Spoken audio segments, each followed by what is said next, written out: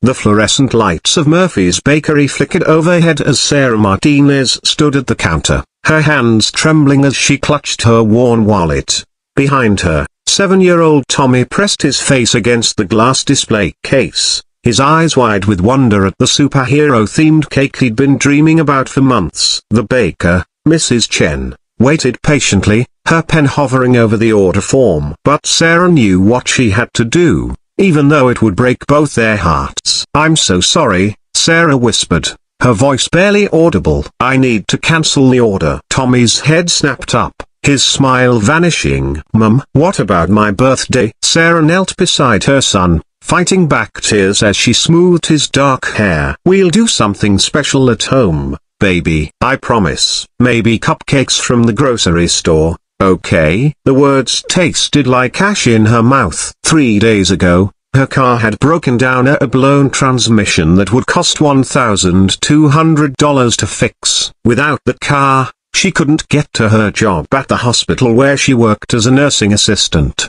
The choice wasn't really a choice at all: fix the car or buy the cake. Survival or celebration. She'd already picked up extra shifts, sold what little jewelry she had, and there simply wasn't enough. What Sarah didn't notice was the man in the corner booth, partially hidden behind a newspaper. Marcus Chen, no relation to the baker, had been reviewing quarterly reports on his tablet when the scene unfolded. The 62-year-old tech mogul, whose face regularly graced the covers of Fortune and Forbes, had stopped in this modest neighborhood bakery by pure chance. His driver had taken a wrong turn, and Marcus, craving coffee, had decided to wait out traffic. He'd built a $7 billion empire from nothing, but he never forgot the apartment where he'd grown up, where his single mother had worked 3 jobs to keep him fed. He watched Sarah's shoulders shake as she held her son. He saw the boy's lower lip tremble, the way he tried to be brave even as disappointment washed over his small face. Marcus saw something else too: the woman's scrubs under her thin jacket,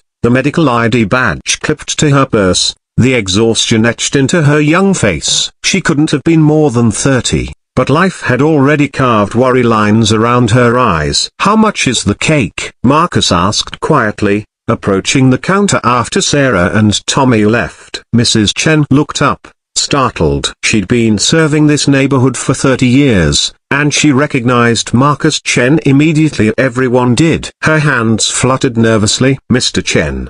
The cake was $45. That poor woman. She ordered it 6 weeks ago. Been paying it off bit by bit. She just needed one more payment." "How much did she still owe?" $15. "But it's not just that. I heard her on the phone earlier, talking about her car. She's in real trouble." Marcus was quiet for a long moment. "What's her name?" "Sarah Martinez. She comes in here every Saturday with her boy. Always polite, always grateful. Tips even when she can barely afford it." Mrs. Chen shook her head. "Some people deserve better luck than they get." Marcus pulled out his phone and made a call. "David, I need you to trace someone for me. Name's Sarah Martinez, works at a hospital, probably nearby. Get me everything: address, employer, financial situation. And David, I need it in an hour." The next morning, Sarah was halfway through her shift when her supervisor appeared at the nurse's station,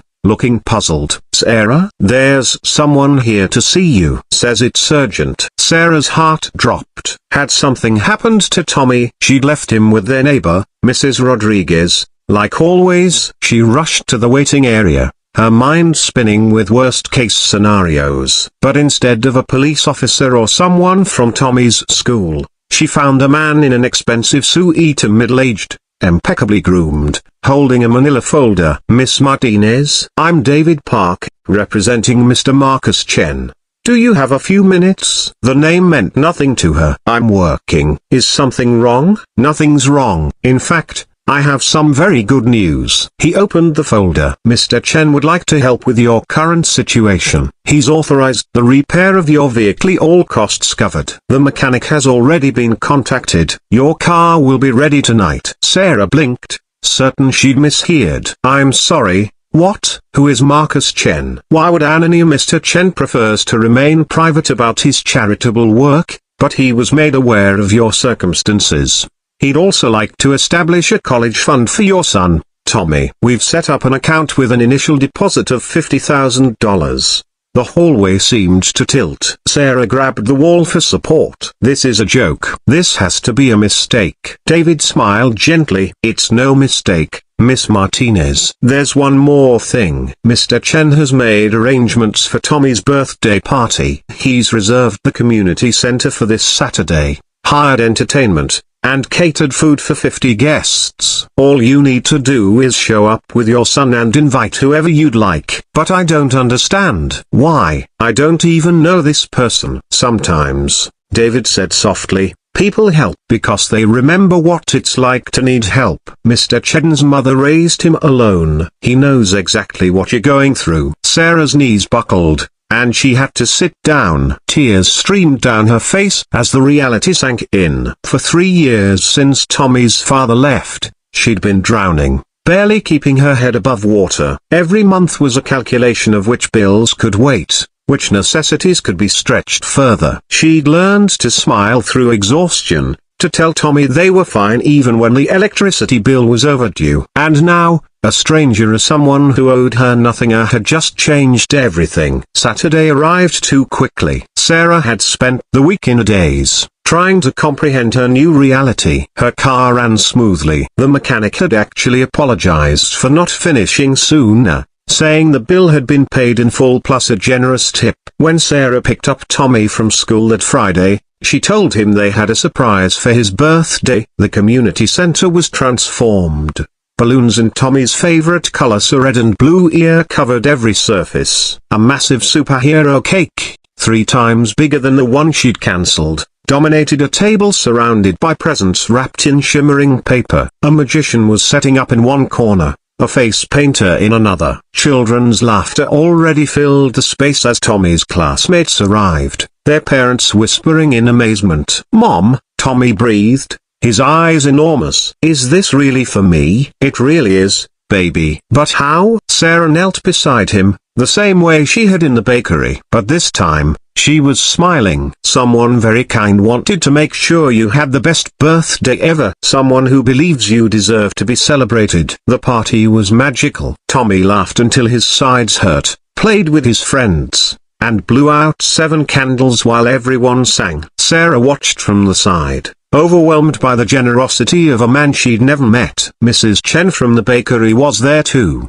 having been invited to deliver the cake personally. Other neighbors, cameo people from their apartment building, Tommy's teachers, the crossing guard who always high-fived him on the way to school. It was a celebration of more than just a birthday. It was a community gathering around one of their own, lifted up by unexpected grace. Near the end of the party, Sarah noticed an older man standing by the entrance, watching with quiet satisfaction. Their eyes met across the room, and somehow she knew. She walked over slowly, Tommy's hand in hers. "Mr. Chen?" Marcus nodded, smiling warmly. "I hope you don't mind me stopping by. I wanted to see Tommy enjoy his day." "Mind? I don't even know how to thank you. You've given us," her voice broke, "you've given us hope. My mother worked herself to exhaustion raising me," Marcus said quietly. "She never complained, never asked for help. I was 40 before I could really take care of her, and by then, she was sick. I'd give anything to go back and make those years easier for her." He looked at Tommy, who was showing off his new action figures to friends. "I can't go back, but I can help someone else's child have the childhood they deserve. That's thanks enough." "Why us? How did you even know?" "I was in the right place at the right time, or maybe the wrong place at the right time, depending on how you look at it." His eyes crinkled with warmth. "You're a good mother, Sarah. Tommy's lucky to have you." "The car, the college fund, that's not charity. That's an investment in someone who's already proven they'll fight for their child. I'm just leveling the playing field a little." Sarah couldn't stop crying. Tommy, noticing his mother's tears, ran over and hugged her legs. "Don't cry, Mom. It's a happy day." "These are happy tears,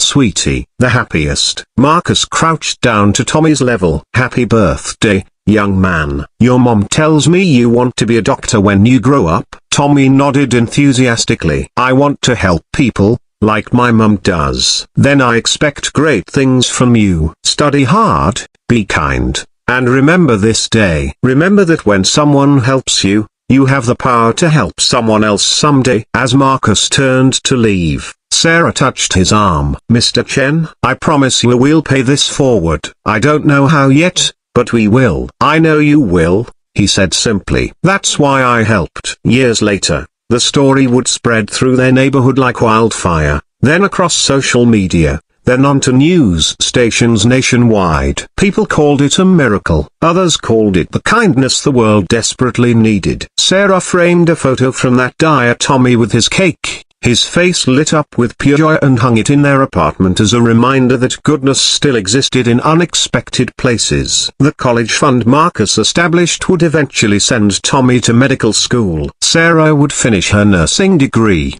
something she'd abandoned when she became pregnant. And every birthday after that, they would buy a cake for a child whose parents couldn't afford one, continuing the circle of generosity that had transformed their lives. Because sometimes, all it takes is one person paying attention, one moment of compassion, one decision to help rather than walk away. Marcus Chen didn't just give a little boy his birthday back. He restored a mother's faith that the world could still be gentle, and in doing so, he reminded everyone who heard the story that we all have the power to change someone's life here. We just have to choose to care.